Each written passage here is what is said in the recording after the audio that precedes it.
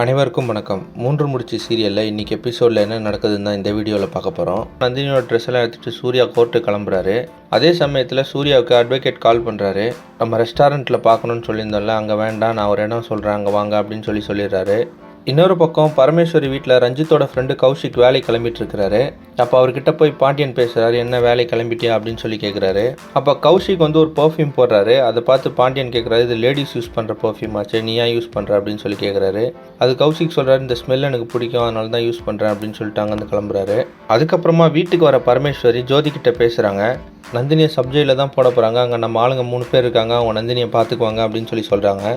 அதுக்கு பாண்டியன் சொல்கிறாரு, இதெல்லாம் இல்லீகல் ஆச்சு, இதெல்லாம் நம்மளுக்கு வேணுமா அப்படின்னு சொல்லி கேட்குறாரு. அதுக்கு பரமேஸ்வரி சொல்கிறாங்க, நம்ம ஹரிதா மேலே கையை வச்சு அவள் கையை உடைக்காமல் விடக்கூடாது அப்படின்னு சொல்லி சொல்கிறாங்க.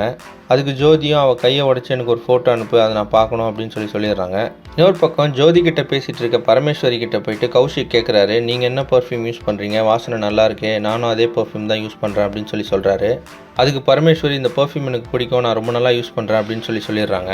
இன்னொரு பக்கம் நந்தினியை கோர்ட்லேருந்து சப்ஜெயிலுக்கு கூட்டிகிட்டு போகிறாங்க.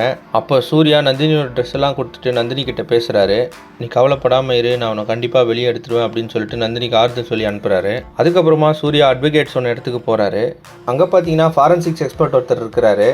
அப்போ அவர் சொல்கிறாரு, நந்தினியோட ஃபோன்லேருந்து கைரேகை எடுத்து தான் யாரோ தப்பாக யூஸ் பண்ணியிருக்கிறாங்க. ஆனால் அவங்க நந்தினியோட லெஃப்ட் ஹேண்ட் கைரேகையை தான் எடுத்துருக்குறாங்க. அதனால் ஹரிதாவோட பாடியில் லெஃப்ட் ஹேண்ட் கைரேகை மட்டும்தான் இருக்குது. இதுதான் நம்மளுக்கு தேவையான ஆதாரம், நந்தினியை இதை வச்சு வெளியே கொண்டு வந்துடலாம் அப்படின்னு சொல்கிறாரு.